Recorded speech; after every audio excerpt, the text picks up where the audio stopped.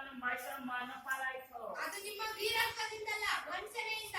ಮೈಸೂರನ್ನು ಹಾಳು ಮಾಡಲು ಮರಾಠರನ್ನು ಹಾಳು ಮಾಡಲು ಮತ್ತೊಬ್ಬರನ್ನು ಎತ್ತಿ ಕಟ್ಟುತ್ತಾ ಇಡೀ ಹಿಂದೂ ದೇಶವನ್ನೇ ನಯವಂಚನೆಯಿಂದ ನುಂಗಿ ಹಾಕಿದ ನರಿಯ ಜಾತಿಯವರಲ್ಲವೇನು ನೀವು?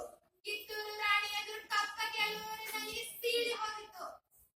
ರಾಣಿ ಸಾಹೇಬರಿಗೆ ತಪ್ಪನೆ ಕಟ್ಟಲು ನಿಲ್ಲಿಸಿದ್ದೀರಾ? ನಿಮ್ಮ